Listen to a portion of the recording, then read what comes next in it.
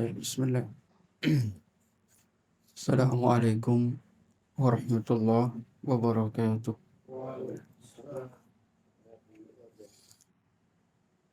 Alhamdulillah. Nahmaduhu wa nasta'inuhu wa nastaghfiruh. Wa na'udzu billahi min syururi anfusina wa sayyiati a'malina.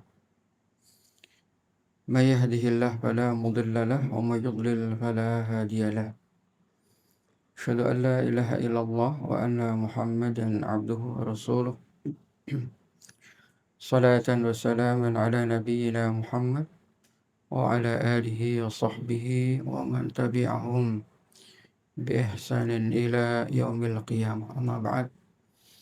Fa inna khairal kalam kalamullah, khairal hadi hadi Muhammadin sallallahu alaihi wasallam, wa syarrul umur muhdatsatuha wa kullu muhdatsatin fid dini bid'ah wa kullu bid'atin dhalalah wa kullu dhalalatin finnar.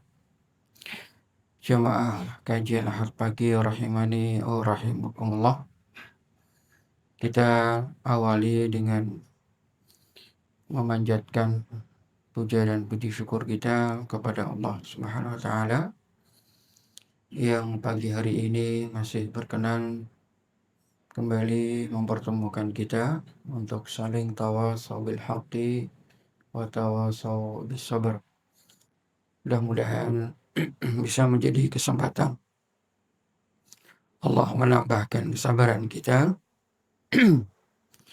untuk menjalankan ketaatan kepadanya dan kesabaran untuk meninggalkan kemaksiatan kepadanya. Allahumma amin ya rabbal alamin. Salat dan salam semoga juga tetap senantiasa tercurahkan teruntuk suri tauladan kita, uswah hasanah kita baginda Rasulullah sallallahu alaihi wasallam dan juga para keluarga, sahabat, wa tabi'in, dan mudah-mudahan kita semuanya senantiasa diberikan istiqamah oleh Allah dalam kita meniti jalan sunnah Rasulullah SAW, sunnah para sahabat hingga ajal menjemput kita. Allahumma amin ya rabbal alamin. Saya jamaah kajian pagi rahimani wa rahimakumullah. Kita akan melanjutkan pembacaan syarah Bulughul Maram, Tawdihul Ahkam. Masih berkenaan dengan bab al-ghuslu. Al-ghuslu yaitu mandi atau bersuci berupa mandi. Kemarin sudah kita jelaskan hukum mandi untuk sholat Jumat. Sekarang berkenaan dengan ini mungkin agak sedikit keluar jadi pembahasan yang mungkin masih ada kaitan dengan mandi. Ya. Hadis berikutnya kita bacakan hadisnya. Bismillah an Aliyin radhiyallahu anhu qala kana Nabi sallallahu alaihi wasallam yaqra'una al-Qur'ana ma lam yakun junuban.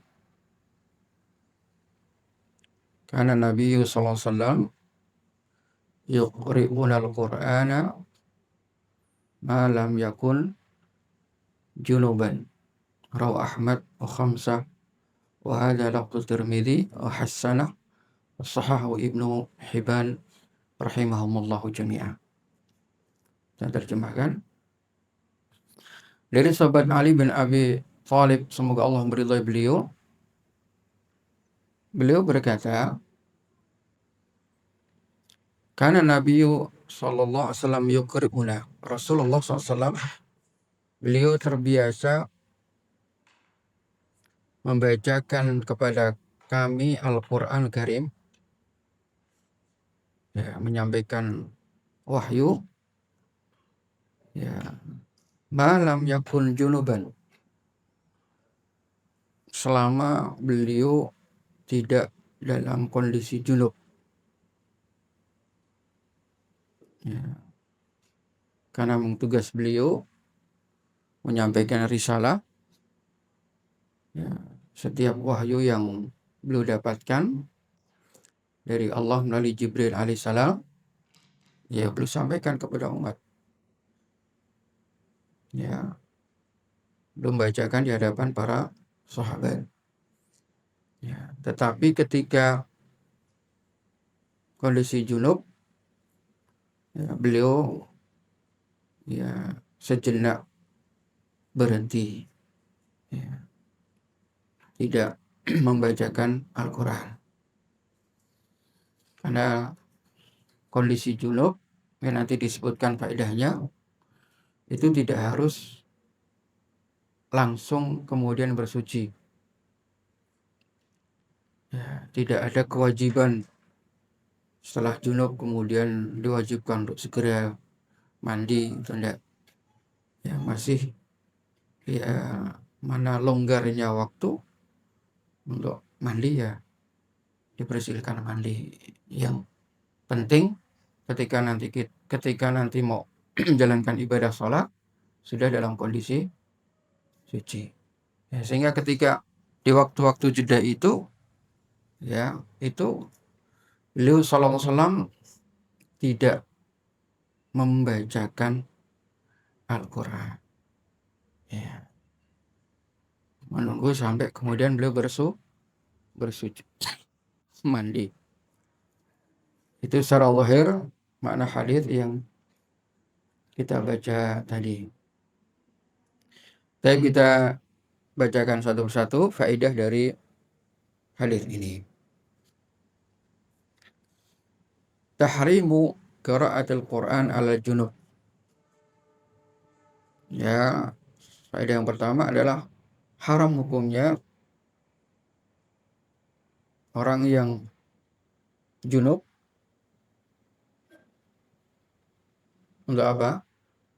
Membaca Al-Quran.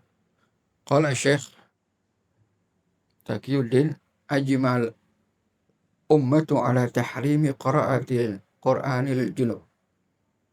Bahkan selain hadis ini, ya kata Imam Taqiyuddin Ibnu Taimiyah rahimahullah, itu juga ada ijma'.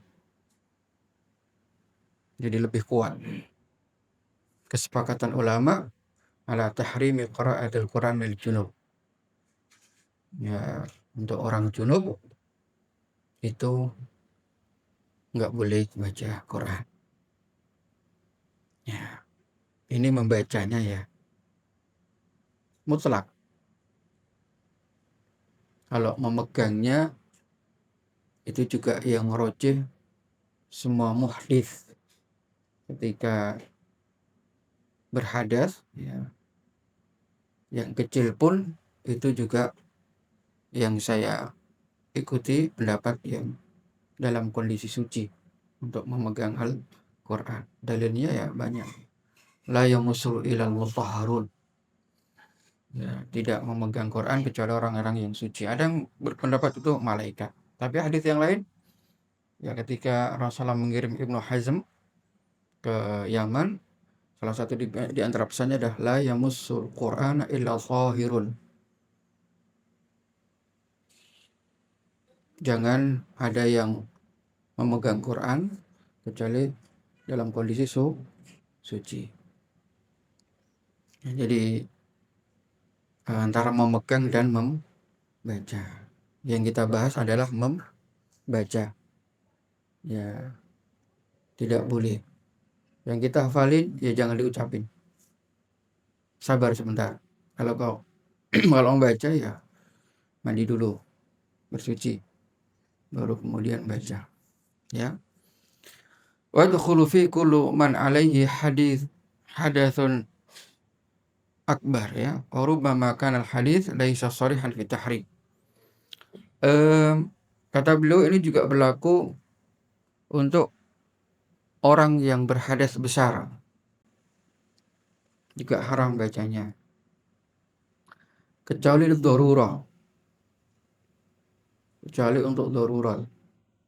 Hadas besar selain junub siapa?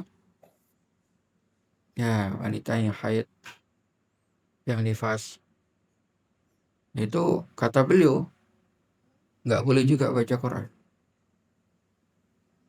Kecuali dalam kondisi tertentu, misalkan dia hafidhah, terus ingin murojaah.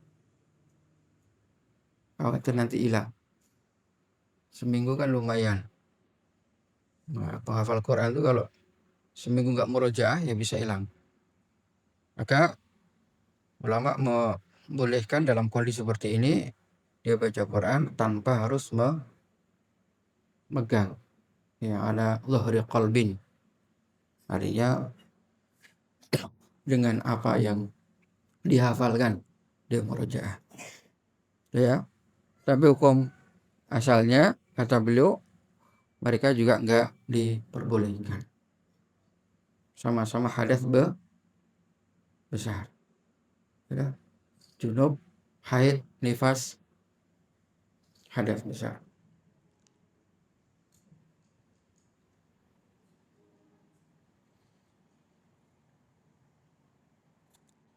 Ada kata beliau menukilkan hadis yang lain, ya penguat saja atas haramnya membaca Al-Quran bagi junub dan orang-orang yang berhadas besar. Ma rahu Aliun qala qara'an Rasulullah SAW syai'an al-Qur'an thumma qala hakadha liman laisa bijunubin. Ya ini menguatkan aja hadis yang di awal tadi. Ya, Ali bin Abi Thalib mengatakan Rasulullah SAW itu biasa membaca Al-Quran. Nah, ini untuk beliau sendiri ya. Kalau tadi kan yukri'una, membacakan untuk kami. Ya. Nah, beliau juga butuh bacaan, jelas. Kata Ali, Rasulullah Sallallahu Alaihi Wasallam itu beliau senantiasa membaca Al-Quran. Kemudian beliau bersabda, hakada laisa liman hakada liman laisa bijunub. Seperti inilah seorang muslim. Untuk apa? Senantiasa membaca Al-Quran. Liman laisa bijunub. Kecuali yang sedang junub. Ya. Kalau junub ya berhenti. Kalau junub kita bisa men-setting, bisa cepat bersuci, ya tergantung kita. Tapi kan yang jelas nggak sampai lama banget. Karena kan ada waktu sholat. Kalau junubnya habis subuh, ya jam 11 kan harus mandi, harus bersuci karena harus sholat zuhur gitu kan. Gitu. Ya itu tergantung sentikan kita. Tapi yang jelas ketika dalam kondisi junub tidak diperbolehkan untuk membaca Al-Quran. Tapi pesan beliau, ya demikianlah seorang muslim senantiasa membaca Al-Quran. Kecuali kondisi tadi junub. Ya. Jadi memang salah satu keberkahan Quran itu dengan membaca. Nanti ada hukum bagaimana menggantungkan ayat Quran di dinding-dinding dan seterusnya. Ini terakhir, faedah terakhir. Ya, ini memang hikmahnya, Pak. Kenapa Rasulullah melarang membaca Al-Quran untuk orang-orang berhadas besar? Kalau hikmah itu bisa dicari. Salah nggak apa-apa. Ya, hikmahnya tentu untuk apa? Sebagai bentuk memuliakan Al-Quran Karim. Ya, supaya orang baca betul-betul dalam kondisi bersih. Fi suhufim mutahharah, marfu'atin mutahharah, ya. Di suhuf-suhuf yang fi suhufim mutahharah, fi suhufim marfu'ah, mutahharah, ya. Di suhuf-suhuf yang suci, ya tempat yang tinggi. Karena memang Quran itu ya kemuliaannya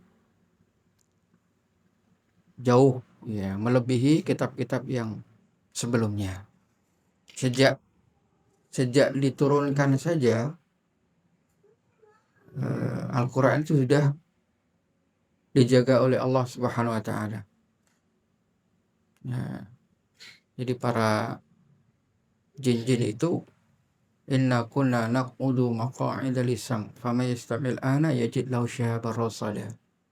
Ya, dulu kami biasa duduk-duduk di langit, kata para setan-setan jin. Nyuri berita langit. Ya. Kalau Allah berfirman, kami bisa dengerin. Lalu Jibril, malaikat, nanti kita turunkan, kita sampaikan kepada dukun-dukun di dunia. Tapi ketika Al-Quran turun, yaitu Allah sudah menjaganya.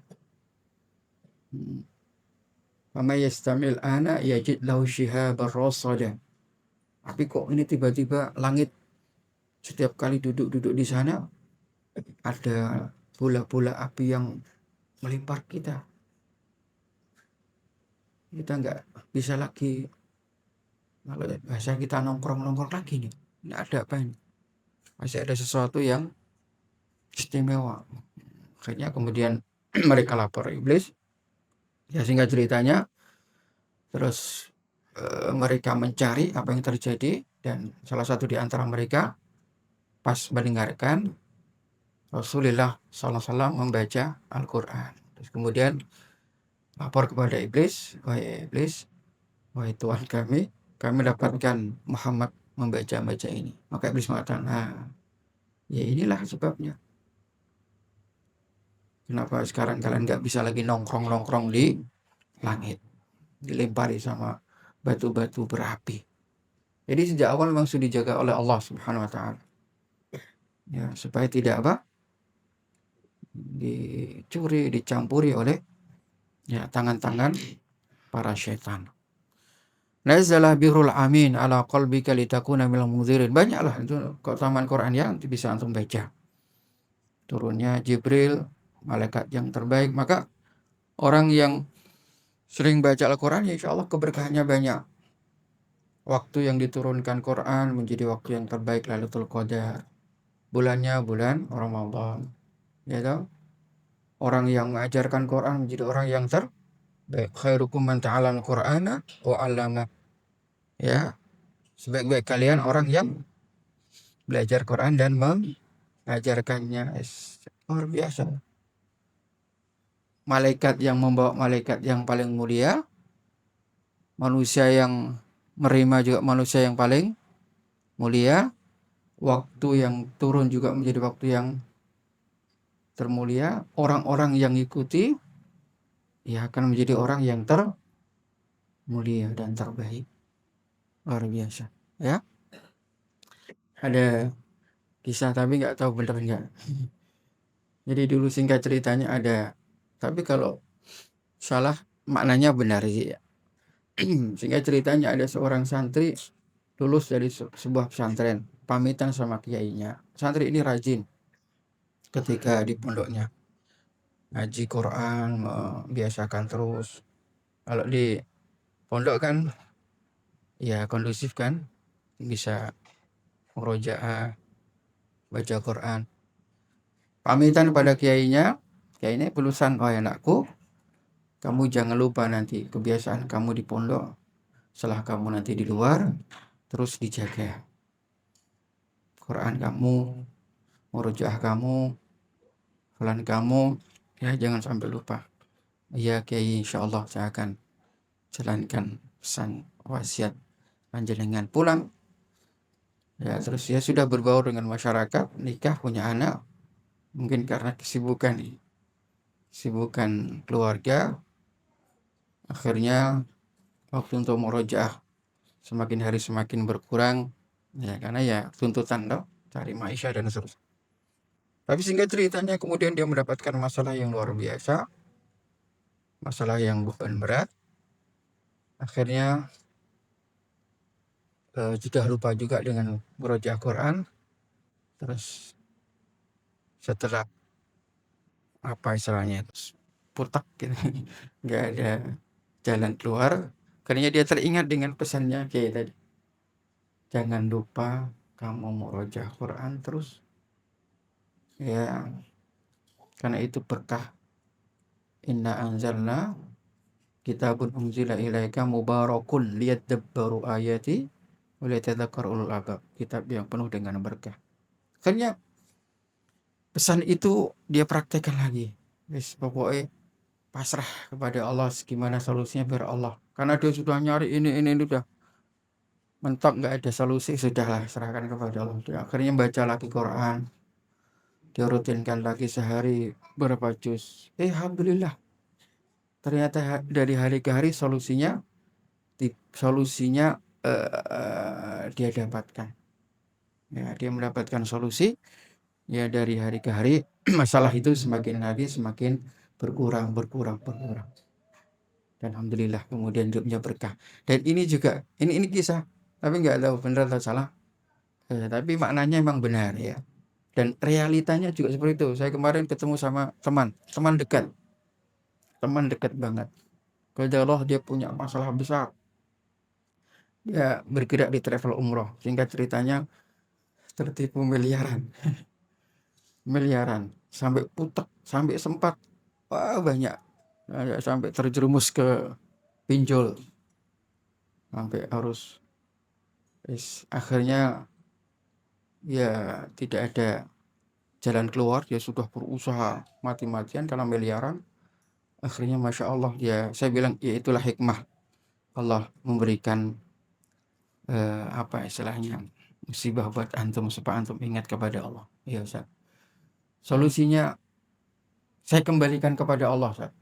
Sudah, saya enggak, ya kalau mungkin bukan seorang muslim mungkin sudah ya ambil jalan pintas ya, cari tali atau tapi alhamdulillah tentu dia seorang muslim. Udah Ustaz, saya pasrah, saya bilang sama istri, saya sudah enggak ada menemui jalan lagi, sudah biar Allah yang nanti menyelesaikan. Tolong istrinya juga sudah goyang, sempat juga hampir stres istrinya, ya miliaran asetnya sudah mungkin kalau dijual tetap nggak mencukupi. Sehingga ceritanya dia bilang sama istriku, sekarang bantu saya akan qiyamul lail setiap malam, saya akan mengkhatamkan 2 minggu sekali kalau nggak salah kemarin bilang, baru kemarin khatam Quran. Terus lidah saya tidak akan lepas zikir. Wis terserah Allah, Allah akan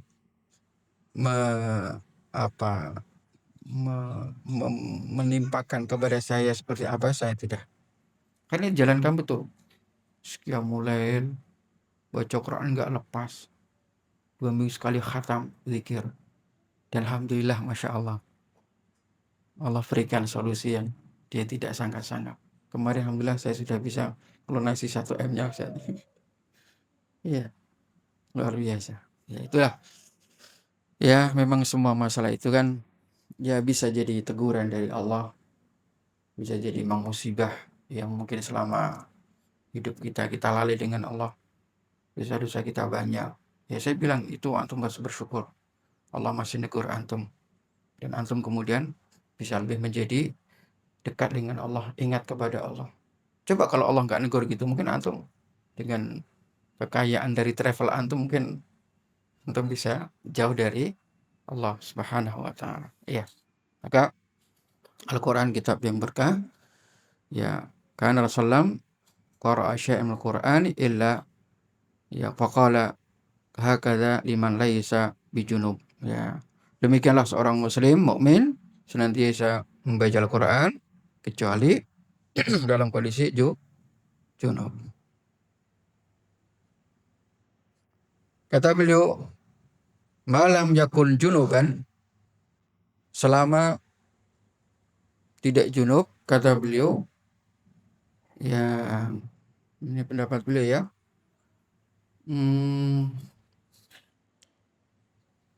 Untuk hadas kecil, kalau pendapat beliau membolehkan. Untuk hadas kecil kan lebih ringan toh. Ya, tidak bolehnya memang saat hadas besar. Adapun hadas kecil istilah malam yakun junuban, selama tidak junub, itu pemahaman mukhalafahnya itu ya, atau muwafaqahnya juga bisa dari dipahami dari lafadznya itu. Oh berarti hadas yang kurang dari junub diperbolehkan, tidak apa-apa ya. Ini membaca, bukan memegang ya. Ya artinya kalau antum punya hafalan toh dalam kondisi belum bersuci, mungkin pas ya di kendaraan atau di mana ingin murojaah, ya maka diperbolehkan, tidak harus apa, berhenti berwudu sambil kendaraan. Ini aja terus ngilangkan konsentrasi nanti nyemplung neng. Ya selama mungkin kosong daripada alamun loh, jalannya kosong, terus antum daripada ngantuk terus baca-baca juz amma atau apa, maka ini diperbolehkan karena ya hadas kecil ya. Misalkan antum dalam kondisi tidak bersuci gitu ya, maka boleh. Nah tadi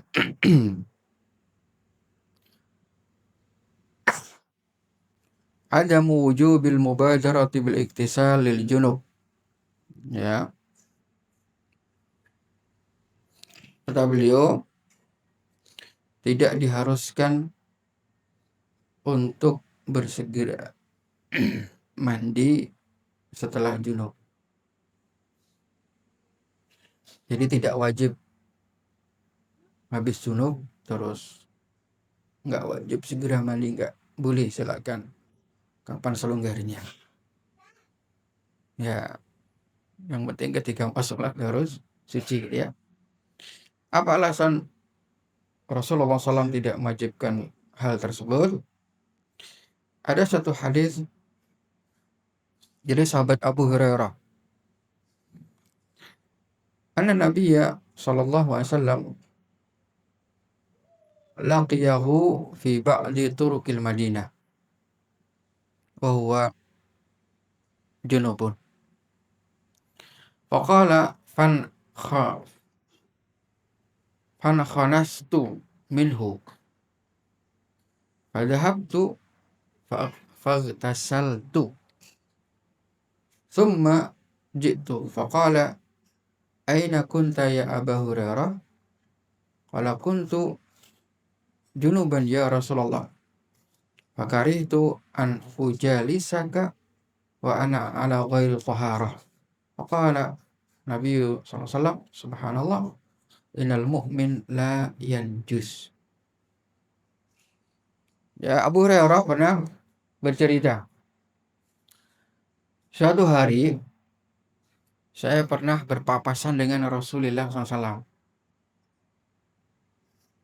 Terus saya belok, ambil jalan lain, langsung buru-buru pulang ke rumah. Sampai di rumah, kemudian saya segera mandi. Setelah mandi, baru saya menghadap Rasulullah SAW. Ya, bermajelis ilmu sama beliau di Masjid Nabawi. Kemudian setelah tiba di hadapan Rasulullah, Rasul bertanya, aina kunta ya Abu Hurairah? Tadi kemana kau? Mungkin Rasul lihat gitu ya, kok belok, kok menjauh, ada apa? Jadi nggak ada seudan ya. Kalau kita seudan, kayak uang guys ngemoy aku. Kalau Rasul enggak, tanya kenapa, ada apa? Kok menghindar, ada apa ya? Karena khadas tuh saya bilang ya, yang harus begitu ya. Kita nggak boleh bersuudzon, yang itu memang ya akhlak seorang muslim. Sesuatu yang tidak sesuai dengan kita pada pribadi orang, pertama kali jangan suudzon, berhusnudzon sudah. Karena kita nggak tahu. Ya, yang sering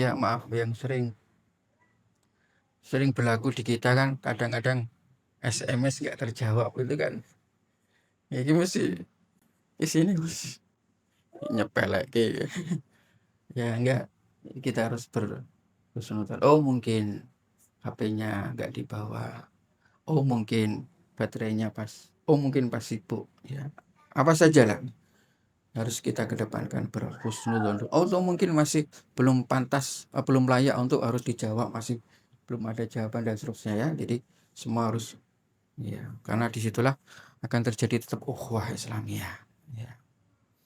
Janjian-janjian juga seperti itu, ya dan seterusnya itu harus dikedepankan berhusnuzon dengan saudaranya seiman dan seislam. Karena yang menjadi salah satu keretakan ya suudzon, padahal nggak tahu hakikatnya, tiba-tiba sudah berprasangka buruk.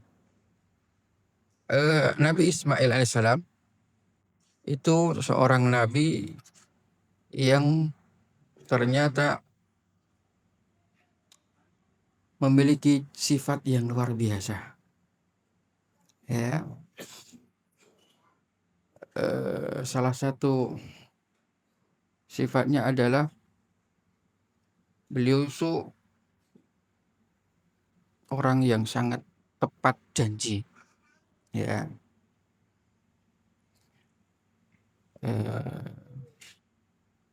Surat apa ya, saya lupa.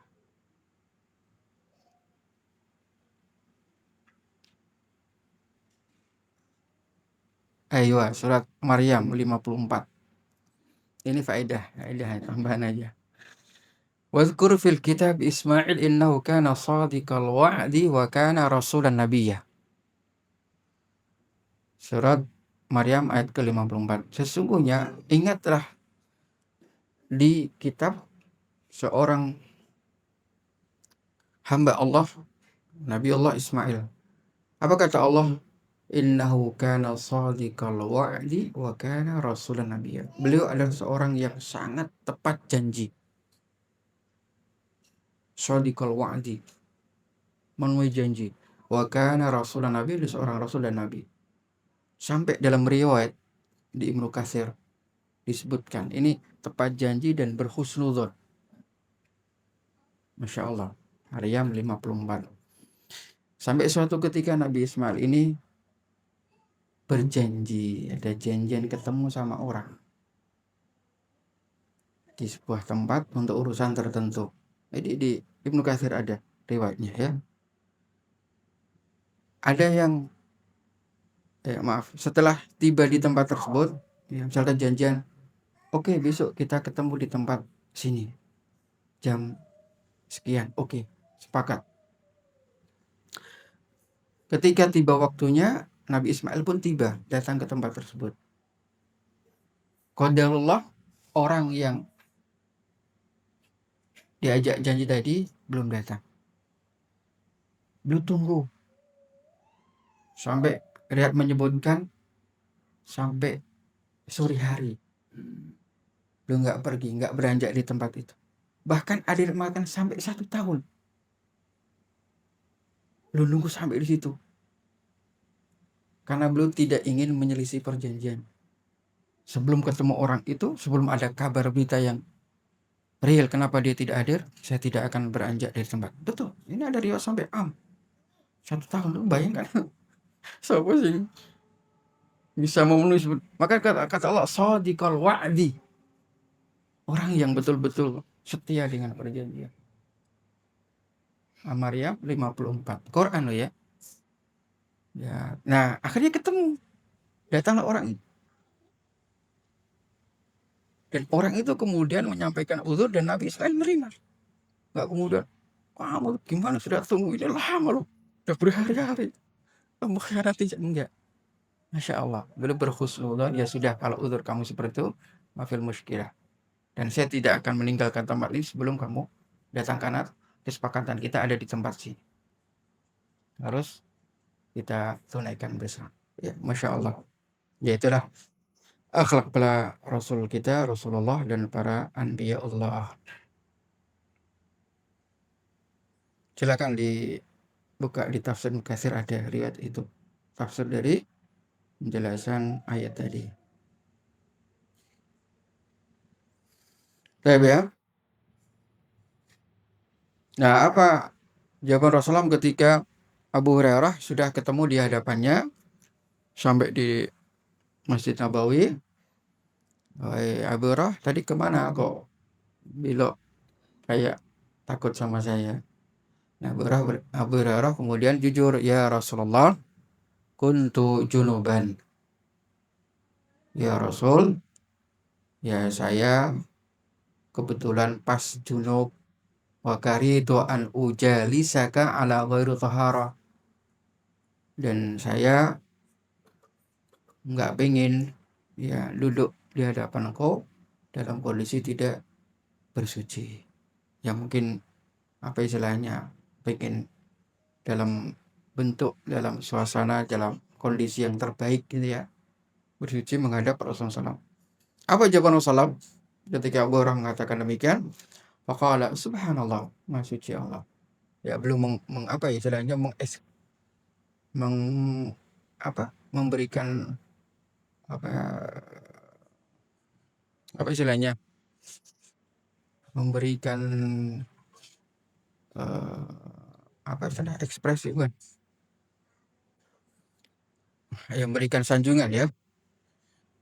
Maka belum mengatakan, wahai Abu Hurairah, innal mu'min la yanjus. Seorang mukmin itu nggak najis. Ya, kamu junub, tapi kamu nggak najis. Ya, makanya disebut dengan hadas. Hadas itu ya sesuatu yang terjadi yang zatnya bukan najis. Ya, jadi tubuhnya, fisiknya masih dalam kondisi suci.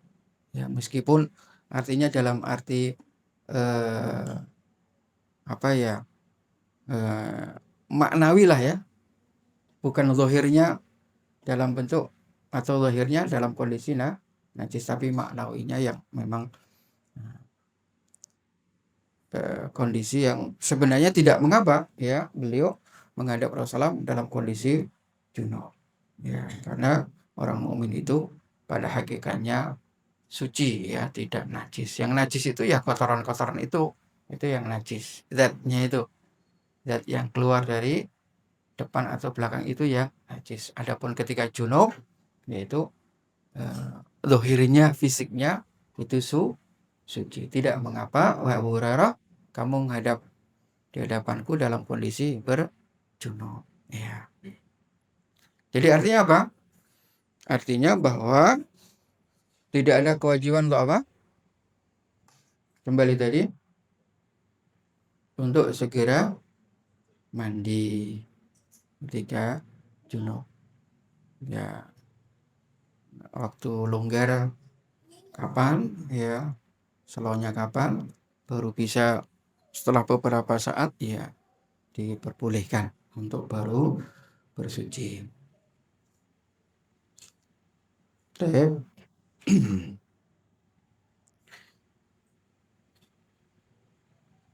Faedah berikutnya terakhir ya, satu hadis saja.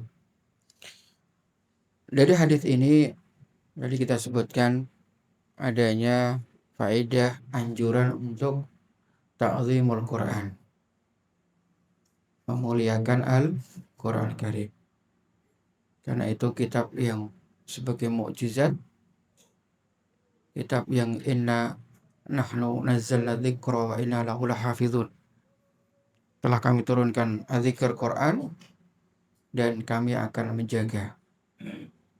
La ya'tihi min bainihi wa min khalfihi al-batil wa la ya'tihi al-batil min baini yadayhi wa min khalfi. Tidak ada yang batil dalam Al-Quran Karim. Ini kitab mulia, kitab yang agung, maka wajib kita memuliakannya. Dan itu mukjizat yang terbesar, termulia. Ya, karena setiap nabi ada mukjizat masing-masing. Ya, Al-Quran menjadi mukjizat yang paling istimewa, paling mulia sampai akhir zaman. Tidak bisa ada orang yang merubah-rubahnya, menggantinya dijaga oleh Allah Subhanahu wa ta'ala. Innahu lakitabun karim fi innahu laqur'an karim fi kitabim maknun la yamassuhu illal mutahharun. Sungguhnya Al-Quran, Quran yang mulia, di kitab yang terjaga dan tidak memegangnya kecuali orang-orang yang bersuci. Fi suhufin mukarramah, ya, marfu'atin mutahharah, di lembaran-lembaran yang dimuliakan dan ditinggikan oleh Allah serta disucikan. Sampai-sampai Rasulullah SAW melarang kita untuk apa? Safar ke negeri kafir dengan membawa Al-Quran. Nahan Nabiyu sallallahu alaihi wasallam an yusafira bil Quran ila ardil adu makhafata an yanaluhul adu. Rasulullah SAW melarang ya seseorang muslim safar ke negeri musuh, ya, masuk musuh yang memerangi Islam dengan bawa Al-Quran. Sebab ya dikhawatirkan nanti Al-Quran akan dihinakan mereka. Maka kasus di Amerika, terus di mana lagi yang mereka membakar, ya, berapa kali London, ya, maka dikhawatirkan seperti akan dihinakan Al-Quran. Jadi memang memuliakan itu, ya, memuliakan zatnya itu, selain juga memuliakan isinya, bacaannya, zatnya juga harus kita muliakan. Ya, itu menjadi kewajiban kita. Dan Masya Allah juga banyak ayat-ayat yang berkenaan untuk kewajiban kita memuliakan Al-Quran Karim. Nggak ditempatkan di tempat yang kotor, apalagi najis, ya, tempatkan yang bersih, yang jauh dari jangkauan orang-orang yang ingin menghinakan. Tapi jangan kemudian disimpan aja, disimpan di rak, ditaruh kena Ramadan. Enggak, ya, setiap hari keluarin baca. Jadi itu insya Allah berkah itu, betul. Jadi sebenarnya orang-orang yang istilahnya apa itu, religi apa sih, touring religi, ya, cari berkah ke wali-wali, ke kuburan-kuburan. Jadi kan sampai lintas pulau, ya. Ada yang dari Sumatera, kemarin sempat ngerti bis-bis banyak itu parkir di depan Masjid Prambanan. Dari mana? Dari Sumatera, dari Jawa Timur, Masya Allah. Ke langkah apa? Ziarah wali fulan. Iya, ngalah berkah. Ya kenapa jauh-jauh? Quran aja sudah penuh dengan berkah kok. Ada di depan kita. Setiap saat kita bisa mendapatkan keberkahan Quran. Ngentak duit, ngentak waktu. Ya. Sumber keberkahan Al-Quran. Betul-betul sumber keberkahan. Wallahi, demi Allah. Kalau kita bisa merutinkan terus bacanya, paling tidak baca, nah nanti ada waktu satu ayat, dua ayat kita baca terjemahannya, tafsirnya, ya, maka insya Allah hidup kita akan berkah. Betul. Jangan kita berpikir seperti ini. Kalau kita berpikir waktu ini renek mas, oh serenek tenang. Mungkin kan ya tadi itu kan, orang situ aja masalah banyak, ini belum selesai, wah nggak sempat baca Quran. Itu malah problemnya nggak akan kelar-kelar. Iya. Sudah. Yang ngasih solusi Allah. Ya, yang menimpakan musibah juga Allah. Ma asabaka min hasanatin faminallah Wa ma asabaka min sayyi'atin famin nafsik. Apa yang menimpa kebaikan pada dirimu dari Allah, dan apa yang menimpa keburukan pada dirimu famin nafsik, dari dirimu. Maksudnya adalah min asbabik, dari sebab-sebab yang kamu lakukan. Musibah tetap semua dari Allah, tapi sebab dosa kita, maksiat kita yang kita lakukan, kemudian Allah menimpakan musibah itu. Makanya sudah kembalikan kepada Allah. Allah yang akan mengangkatnya, kan Allah yang menurunkannya. Ya, monggo ya kita ngajak pribadi dan kita semuanya untuk lebih banyak berinteraksi dengan Al-Quran. Jangan hanya sekitar ketika Ramadan tiba, namun ya umumnya kita Ramadan 3 hari pertama, minggu pertama, nanti setelah itu sudah lupa lagi ya. Setiap saat, setiap waktu, selama Allah masih memberikan kita kesempatan umur panjang. Ya. Terakhir, beliau menukilkan bagaimana hukum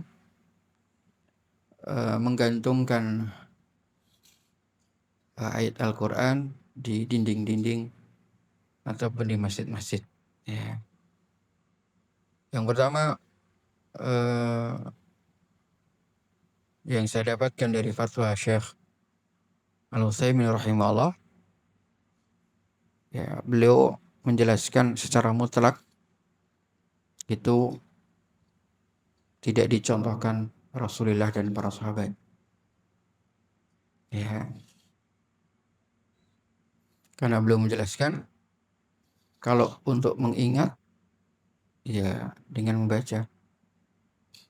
Ya. Dengan membaca, memahami maknanya, ya, tidak dengan menggantungkan. Karena rata-rata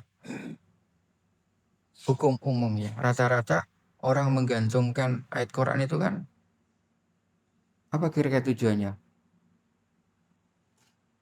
Hukum umum lah ya. Sesuatu yang ditampilkan kan harus apa? Harus apa? Ketika orang gantungkan ayat di dindingnya, dinding rumah atau di masjid, itu pertama kali yang dipertimbangkan apanya? Apa? Manfaat, Pak? Serius? Apa kira-kira? Pertama kali orang menggantungkan ayat, ya, pertimbangan pertama kali itu apa? Yang biasanya apa? Apa?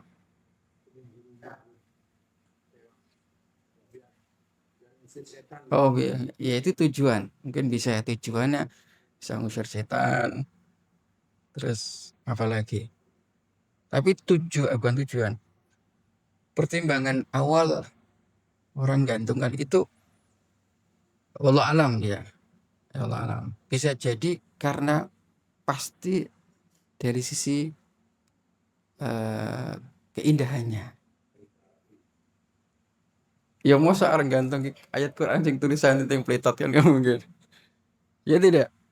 Betul nggak? Pertimbangan pertama kali pasti, indah banget, bagus. Kalau nggak indah nggak mungkin ditempelkan lah. Iya toh? Masa tulisan yang peletot digantung kan? Nah, itulah yang kemudian wallahu Syekh Utsaimin, pertimbangan itu yang akhirnya nanti hanya sebatas hiasan. Gitu loh. Nah, sehingga untuk tazkirnya itu bisa nomor 2, nomor 3, untuk mengingat itu loh. Faedah dari ayat itu bukan tujuan utamanya. Bisa jadi tujuan 2, ketiga dan seterusnya. Itu kata beliau. Dan juga yang jelas kata beliau itu tidak dicontohkan oleh para sahabat. Sahabat tidak melakukan itu. Mungkin nggak para sahabat bisa menggantungkan ayat di tembok-tembok mereka? Ya bisa aja kan, mereka sudah nulis di apa itu, kulit-kulit kering, terus di tulang-tulang. Iya, jadi tulang yang pipih itu loh. Tulang ini, maaf, paha itu kan pipih itu. Nah, itu buat untuk nulis ayat Quran. Waktu awal-awal seperti itu.